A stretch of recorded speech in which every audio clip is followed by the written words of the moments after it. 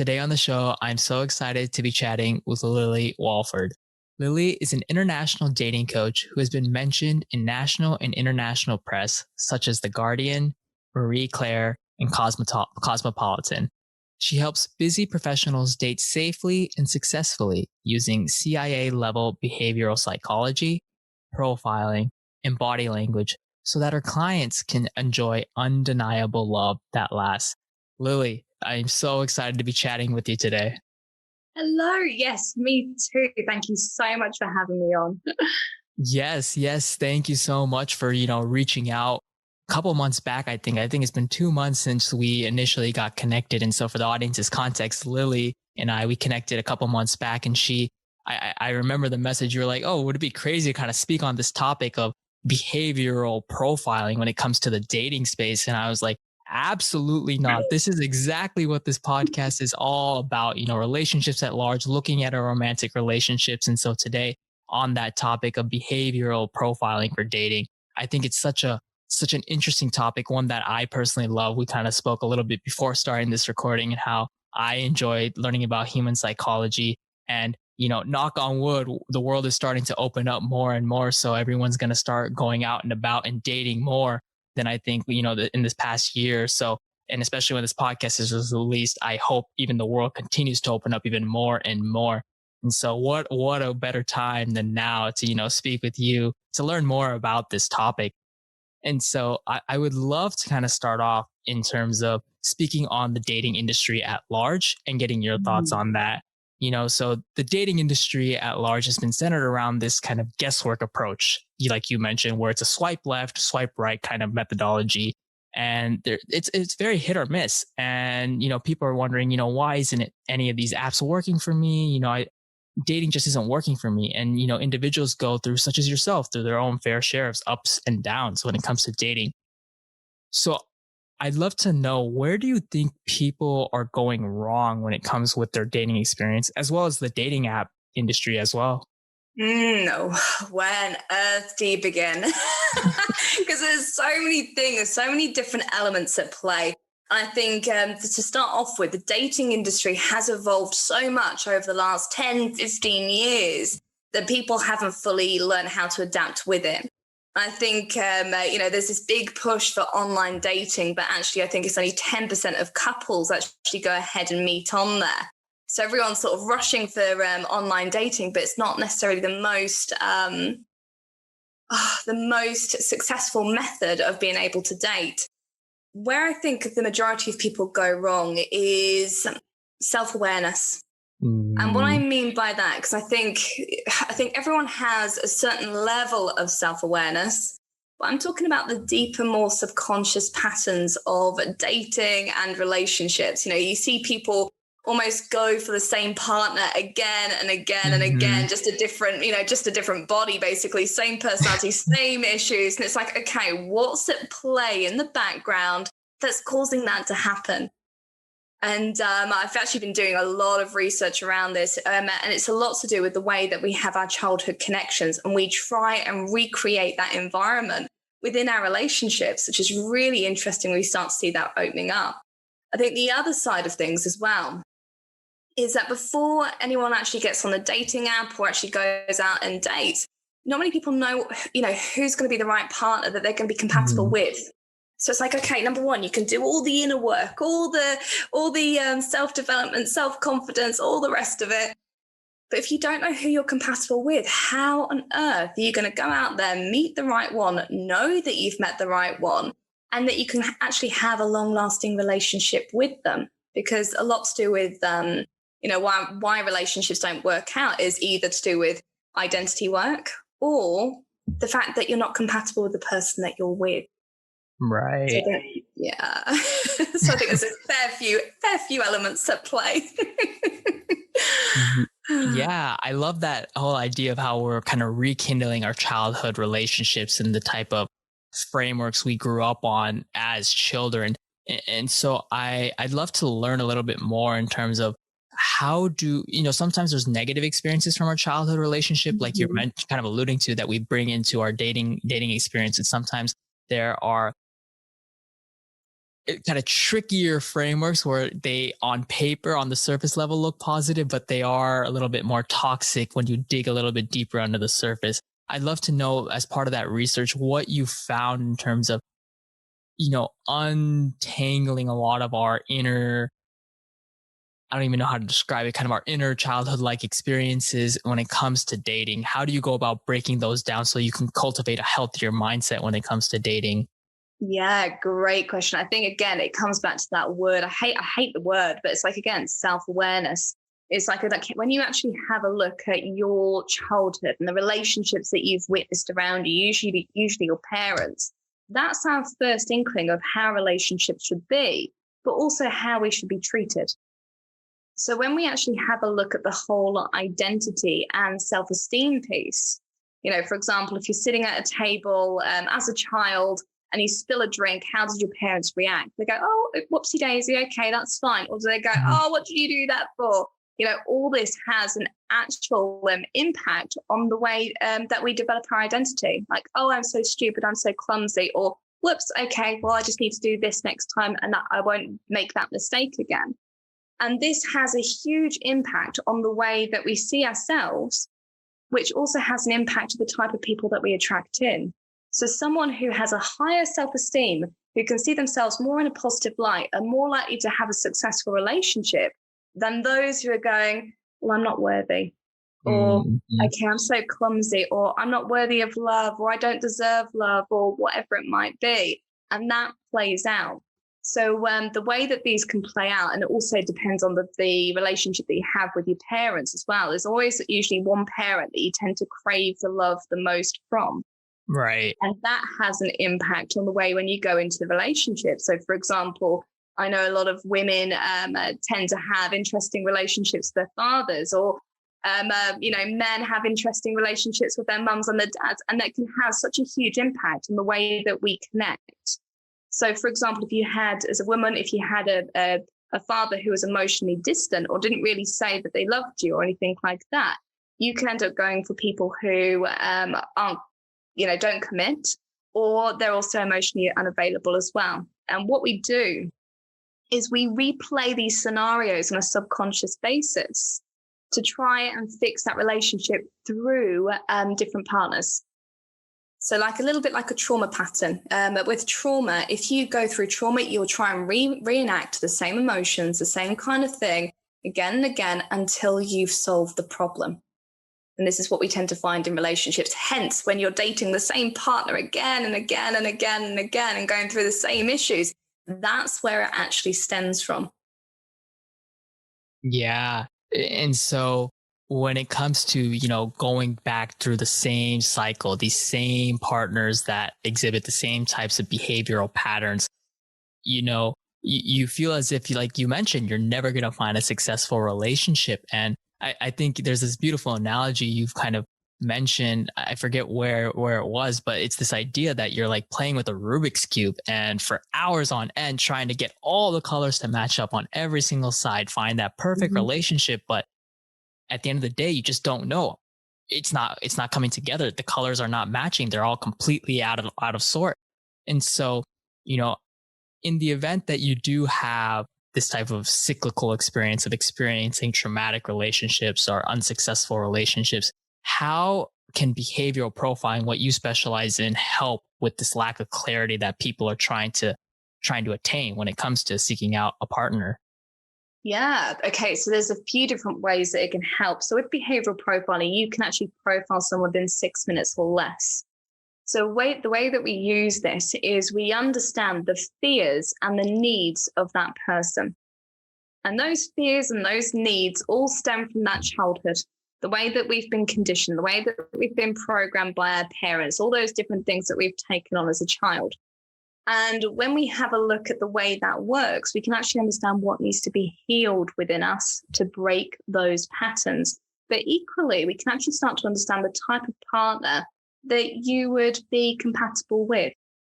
So when we can start to see that, and you're going out in the dating world, whether it's organic or whether it's online dating, you can start to see and profile someone in a short space of time to see if there's someone who can actually be compatible with you. Yeah, that's crazy how you can do that in 6 minutes or less. Where a lot of us, it's like we go on these dates, a couple like two, three, four, five different dates, and if for hours on end trying to kind of, in a sense, profile an individual to see whether or not we're compatible. And sometimes it gets dragged out to the point where you find out a little bit longer than you would have liked to that it's not going Mhm. to work out. So, what are the kind of key elements you look for when you go about behavioral profiling to see immediately within that 6 minutes whether or not there is compatibility? Yeah, so I think you're exactly right. Because otherwise, you're in that horrible zone of waiting for, months, sometimes even years. Like so many people end up going. I think it's like the honeymoon period is usually between 3 months and 18 months. So you Hmm. might not even know who the right person is without this information. So the way that you would go around profiling is, without going into too much detail, is kind of going into seeing, okay, what is this person wanting out of this interaction? How is it they want to be seen? What is it that they actually want? What's the reaction that they want from you? Is it saying, oh, you're amazing? Or is it saying, oh, do you know what? You did a really good job. It's looking at what they're really craving from that conversation. Is it just finding out that they're interesting or that they've Hmm. got someone who desires them? So when we actually start to have a look at the needs and fears of that conversation or that interaction, we can then start to understand the behaviors, because every behavior that we exhibit has a positive and negative intent. So it means that we're either getting something that we really want or we're avoiding something that we don't want. So we're looking at those kind of content, those little bits and pieces that can help us understand that person even at a deeper level. Yeah, and I think an idea kind of you're mentioning here is kind of learning that individual's love language. I think that's something we've spoken about in the podcast, a few times in terms of, yeah, understanding truly where does that need stem from? How does that need best get resembled by that individual? And it's different forms of expressions, like we've kind of talked about in previous episodes. Understanding there might be a difference of expression, but is there a way you can find that that balance, kind of find that same wavelength where you two can match up evenly together and still exhibit the differences and find the greatness in the differences that can bring about even greater compatibility, greater chemistry. And so, as part of your research, because I know you've done extensive research on this entire topic, with like sifting through $30 million worth of government research on human intelligence, which is absolutely astonishing. Like, I can't believe there's been that much research done on this.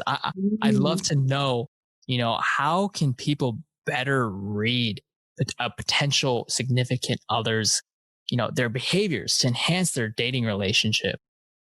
Yeah, so there's a few things. So with behavioral profiling, we also have the body language side of things. So you can actually read someone better than a polygraph machine within the moment, which is just incredible.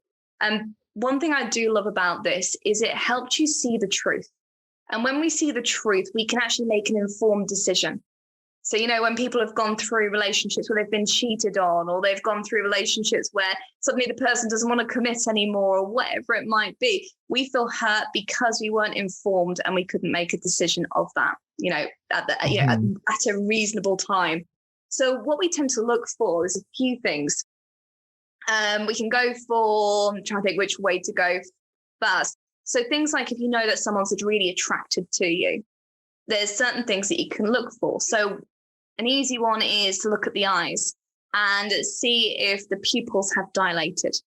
Because if the pupils have dilated, it shows that there's attraction, there's lust, there's all these great things going on. Another weird one that we tend to notice as well is something called wing dilation, and it's where the nostrils start to flare. So when the nostrils flare, it's due to the adrenaline spike, because we're going, well, actually, I find this person really attractive and I want to pounce on them. We suddenly get this adrenaline spike, and all of a sudden we want to bring in all that extra oxygen to be ready to go ahead and do that. Another thing that we can look for as well is blink rate. And this is basically the amount of times that we blink per minute. So we blink on average 12 times per minute. So, but when we're really engrossed or really, really interested, that slows down. We can find if we're watching a great film, it suddenly goes down to something like a 4. But if we're not interested, we're going to be blinking away, increasing our blink rate way beyond 12 because we are disengaged. So these are great things that you can look out for if, just during a conversation. So if you suddenly go onto a topic that someone's not interested in and their blink rate's going through the roof, you're going to go, well, actually, okay, I can see that person's not interested, and you can change the conversation. Okay. And you can actually start to get something where you're truly connecting on that level. Another really interesting one that you can look out for as well, and this is great when you're looking at celebrities or different people in relationships, is, okay, there's actually a few things here. But the great one is a torso tilt. So is this person's torso leaning into their partner? Are they actually pushing, almost facing their partner or drawing into their partner? There's a real famous picture of Brad Pitt and Angelina Jolie just before they split up. And it's Brad, standing up, Brad and Angela standing, Angelina standing close together. And Brad is literally leaning away as far as possible away from her. She's leaning in, he's literally leaning straight back. And you can see, just from that body language there, things weren't healthy. But one thing that I personally love to do is if I'm in a cafe or something like that, you can see which couples are the happiest by if they are basically using the same body language. So if they're suddenly drinking at the same time, if they are, both got their legs crossed, if they're both sitting there with their hands rested, their heads rested on their hands, when we start to see the matching of the body language, we can see that those couples are in rapport. The ones that are not are the ones that, we've got one leaning in, one leaning back and all that. Yep. You can see it, can't you? And that's where we can see if someone's not in rapport. So you can actually even test, yourself, whether your relationship is going well by looking at the body language that you're exhibiting around your partner. And you're doing that all subconsciously. We can't fake that. We're just doing this automatically. Yeah, I love all of these great examples you just shared with us, Lily. And, subconsciously, I'm even thinking right now, what am I doing, subconsciously with my own bodily reactions as we're speaking. And it's funny because when you go out and then you think about it yourself and you're going to seek out, a significant other, you start picking up on those, like you mentioned, subconsciously. But if you have these, I think, more concretely known beforehand, it helps you, I guess, I don't want to say expedite. I don't like that word, but kind of help facilitate, I guess is a better word, your dating experience and being able to seek out, is there compatibility here right from the get go? Whereas you don't feel as if you're wasting your time. You're going through the same cycles like you were mentioning with, toxic relationships with individuals who might be narcissistic in their behavioral patterns. And so, and it's funny. I love that example with the cafe. Now it's like, we can just, as the world starts opening up more and we go back to cafes on a more regular basis, some of us will just probably be sitting there, like you mentioned, be looking like, oh, look at that couple. Like what Lily just mentioned. Oh, I remember Lily mentioning that he's leaning back, she's leaning in, or, whoever the couple may be. So I absolutely love it. And I think individuals are going to pick up on such great insights now, if they're listening to this podcast or viewing it in terms of how to go about their dating experience. Yeah, and the nice thing is you can use it as well. You can use this information by, for example, if you're having an argument with someone or, you're having a disagreement, what you can do is if you match their body language whilst you're in that disagreement, you'll find in that conversation that you'll start getting on. So, but if you start mixing your body language, so for example, if you got your arms crossed and they're moving their body away from you, like even if I'm moving my body here, all of a sudden the conversation feels a lot more strained. And it's because we've got that disconnect. So what we tend to find with people is we're looking for ourselves in others. And when we recognize that, we feel safe because we recognize it feels familiar. And it's easier to get along with that person because on a subconscious basis, we're going, this person thinks like me. And they get me. And that's what we're looking for in terms of connection. Exactly. Exactly. Finding that similarity and that familiarity. And I love that you brought up that argument example, because now it's like I found an individual that I vibe with, when I'm in the initial phases of dating, and then as the dating progresses and you have a longer term relationship that becomes more serious, you can also enhance it through, the down periods when you're going through arguments. And it's funny, yeah, because you see that, couples that do argue healthily in a I guess a compatible way, I guess, like you're Mhm. mentioning, can help foster that relationship, predict the longevity of it, and not strain it and go through the toxic cycles like you're mentioning. So, all of these different tips, I absolutely love it. I know that there's so much more that goes on into this, but I do want to be respectful of your time, and I know we'll kind of mention it at the end how folks can get connected and learn more about this. But what I do at the end of each and every single one of my episodes, Lily, is this final segment I call the three keys to relationship. And this is a segment where I ask guests these three questions to kind of gauge their own insights into relationship management and their own philosophy around it. And these aren't quick fire questions at all. So I'd love to hear you expand. And they apply to any and all relationships. So with your friends, family members, romantic partner, business Mhm. colleagues, what have you. And so the first question I have is, what's your number one relationship red flag?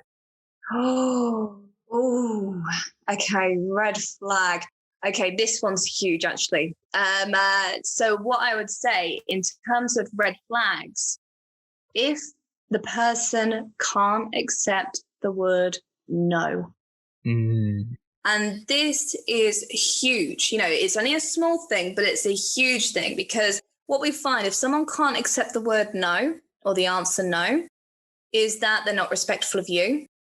Usually they usually find that it's usually narcissistic or psychopathic traits in that person that tends to come out, and that can be a very awful manipulative type of relationship which you don't want to be in. And also the other side of things is that I believe in this concept. So I've created this concept around healthy relationships, and it's called the 4 C's. And you have compatibility, you have communication, you have consideration, and you have collaboration. And with these, if you've got someone who's not taking the answer no, it shows that they've got no consideration. They're not looking to collaborate with you. They're not going, oh, okay, that's okay. Well, when could you go on a date? Or, how can we do this? What would you be happy with? So that's what we tend to find. If they're not doing that, you're not going to end up in this healthy relationship or friendship or work scenario. So that would be the biggest red flag, I would say.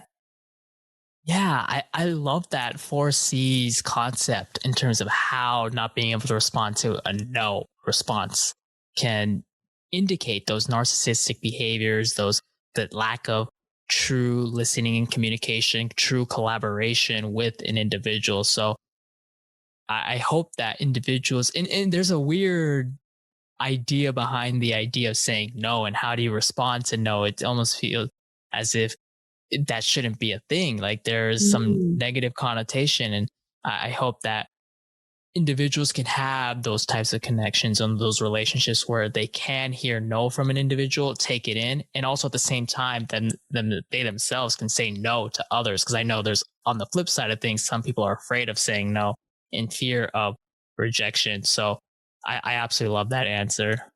Yeah, I think it's remembering as well. It might not be just the answer no. So it might be something on the lines of an example that I usually find to give you a bit of context. I remember on LinkedIn, I had someone reach out to me wanting to work with me. And I was like, okay, great. Here's my booking link. Book a free call. We can have a chat. And they've gone, no, I want to speak now. Here's my number. And again, this is a very similar thing to the no concept.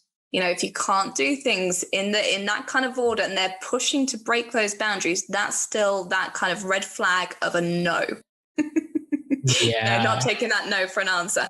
So even if you're saying something on the lines of, okay, I fancy doing this, and they're pushing against it, but not in a way that they're collaborating with you, that can be a huge red flag as well. So it might not necessarily just be, a no and they're pushing against it. It can be you asking for something or you saying to do some things in a certain way and them still trying to just push it for the sake of pushing it.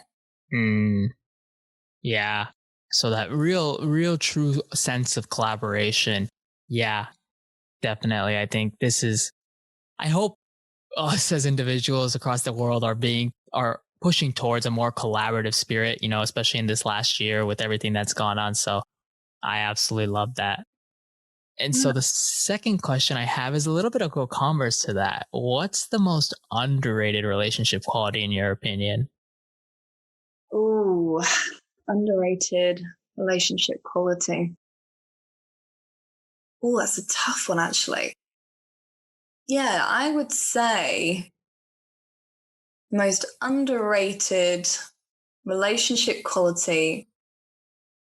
Oh, yeah. Okay, I'm kind of going between two. So I'd say the openness, because Hmm. I think people genuinely struggle with this. I mean, we tend to say, okay, we're open with people, but how many people, are there out there that go into relationships or they go into meeting someone and you just you just show your best self. And it Hmm. takes them a Right. while to suddenly get to that place to actually open their heart and actually really connect with that person on that deeper level. So I think just the willingness to actually be open, I hate the word authentic because I think it's I think it's Mhm. such a buzzword. Not that, I think the thing is we can say that we want to be authentic and we can be authentic, but the funny thing is the authentic version of us is always going to be different in different scenarios. So we're going to be Mm-hmm. different around our friends, our work, our family, our partners. So, but I think it's just having that openness and that ability to be human. Yeah, it's weird because I myself have even struggled with this where individuals have even called me out on it. You're like, you're not being open enough with struggles you're going through. And in terms of myself wanting to have a great relationship, it's weird because we self sabotage ourselves. We always, like you mentioned, want to be open with individuals, be able to wear our heart on our sleeve or, be able to share vulnerabilities about ourselves or struggles we're going through. But in the end, you kind of are afraid because I think it comes back to that idea of just general rejection. What happens if the individual doesn't see me in the same light or the same vein and they want to, you know, kind of cut the relationship or, decrease the closeness, the fondness of the relationship. And so it's a little bit of a tightrope to walk on in terms of everyone, like you mentioned, knows we have to do it, but eventually you have to kind of take that leap of faith, take the plunge to be open.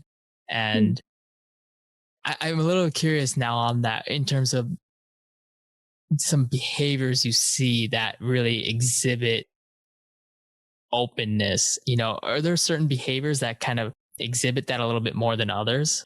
Yes, yes, for sure. So I think openness is an interesting one. So what we tend to find is we can actually create someone to be more open Oh, in conversations as well. So to start off with, when we greet someone and we greet someone that we like and we know, all of a sudden we have our eyebrows raised because we're going, hey, I know you, you're okay. safe to be around, and we smile. Okay, we bring that out. If we want someone to be really open, we'll actually open up our body language as well. So we'll kind of sort of show our hands a little bit, and we'll have sort of we start to open up our bodies. And what I mean by this is that we have got arteries, in our necks, underneath our arms, in our wrists that we usually protect if we're in a vulnerable position. So we'll actually push our shoulders up to our neck, we'll bring our arms in, and we'll protect all our vital parts. So if we're in a place of actually putting our body language out and we're actually, putting all our hands out and, being quite animated when we talk, automatically we're creating that person to be more animated, more open with us in that conversation.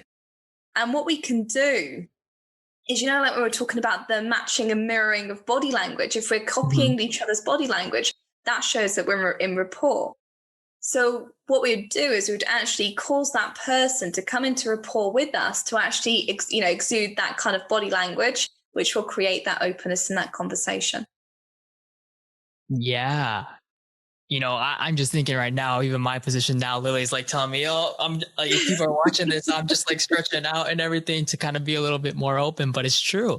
Yeah, Yeah. that physical opening of your body, if you will, allows you to open up your mind, open up what you're going to speak on, and just generally what's going on deeper down inside. So folks, Yeah. yeah, like Lily mentioned, look for those qualities. Look for those who are animated with their hands, with their body, and those are the types of partners you want to seek out when it comes to openness.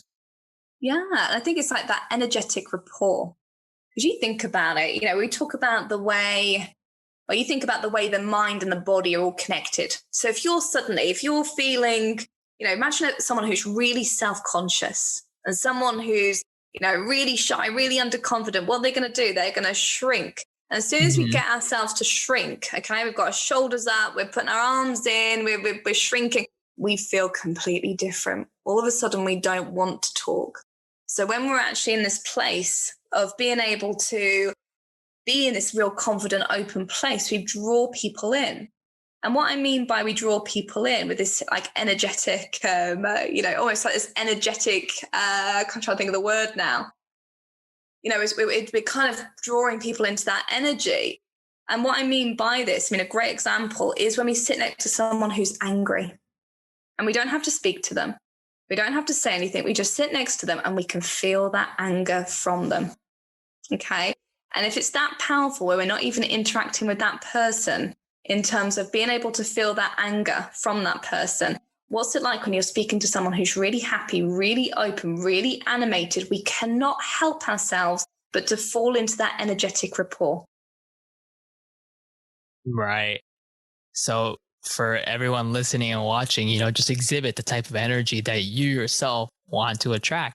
This idea of attracting and exhibiting the energy that you want. I absolutely love it. And so the third and final question I have, Lily, is what's your own mantra or slogan for relationships and life at large? Before you can have, you must become. Mm, Because everything, Emma, and I mean everything, falls down to your identity. And with your identity, if you don't believe in you, that's going to change the way that you're going to be, your success in life, whether it comes to business, whether it comes to your career, your family, your relationships. If you feel that you're not worthy of love, that's going to have an impact. If you don't feel like you're able to succeed, it's going to have a huge, huge impact on you. And I think the more that you believe in yourself, the more that you really understand yourself, and the more that you can appreciate yourself and push yourself a little bit, the more that you're going to have in your life, whether it's love, whether it's business, whatever it is, you're going to be able to enjoy it. You're going to be able to feel like you can deserve it, and you're less likely to sabotage it. So I think that's super important. yeah, I'm still taking that in and processing it as we're chatting right now because that is so true, so true. Yeah, it actually comes back to like our biology. Like I could proper geek out for those that know the different parts of the brain, but it actually has a huge impact on our fight and flight system. You think about it in terms of like, imagine a chihuahua. How edgy are they? How easily spooked are they compared to a Rottweiler? So if you're in a place where you really believe in yourself and you have something that could impact your relationship, or something that could impact your family or something like that, if you're in that place where you believe that you can handle that situation, you're going to be stronger within yourself. It's going to have a better outcome in the end. And you're going to feel confident. You're not going to feel insecure. You're not going to feel, completely freaked out. You're not going to break down in those sort of situations. And it's being able to see your worth, see that you're more than capable of being able to enjoy whatever is going on, and just have a better life as a result. Yeah. So for individuals out there who are feeling as if they're unworthy on an individual level when it comes to, like Lily mentioned, dating, their professional vocational life, their own sense of just exploring the world, seek out the different types of experiences that you want to help enhance and build up your own identity. I think one of the big themes that kind of really was, came across this entire episode, this is this idea of identity and being able to exhibit the type of identity you want through your behavioral responses, and seeking out also those behavioral responses from others when it comes to specifically in a dating sense, and understanding, does our identities, do they mesh and vibe together in a healthy way? So, everything, Lily, this has been such a great episode. I'm so glad that you reached out and we were finally able to collaborate on this episode. There's so many different great tidbits when it comes to behavioral profiling, the psychology that goes on in the dating world, what to kind of seek out that the dating industry, and if it's dating app industry, rather, I should say, is kind of missing out on. And so I love it for individuals, if they're interested in learning more about you, more about all of this research that you've done, the work that you've done, how can they best get connected with you and your platform? Yeah, I'd say the best place to check us out is on our website. So that's www.lovewithintelligence.com. We've got loads of free training, loads of free resources on there. I think we've just recently released a training on behavioral profiling. So it's our Love with Intelligence webinar. And we've also got one for narcissists as well. So if you've gone through a narcissistic relationship, we've got a webinar on there on how to heal and move forward from narcissistic abuse. Awesome. And I will be linking that down below in the show notes or the description if you're watching this on YouTube. Lily, I am so glad, so humbled that you were able to come on the show today and share all these different tips. This entire idea of behavioral profiling can be extended out to even further than just our dating life. I think, like you were mentioning, when it comes to self-confidence, identity at large, it's so much more than just what can be applied to in a dating sense. So I hope individuals can apply this in all realms of their life to experience, a more successful life all around. And so I'd love to leave some time here at the end for you to leave any other lasting messages you'd like for the audience. Yeah, I would say just really understand you and be you. And I think one thing that I love around the identity side of things is that you can be whoever you want to be. It's we never stay the same person. We always evolve. We always adapt. We create our own strengths. We improve our weaknesses. All these different things. I think it's taking time to really fall in love with you. Because the more comfortable, the more happy you are with you, everything else will just follow.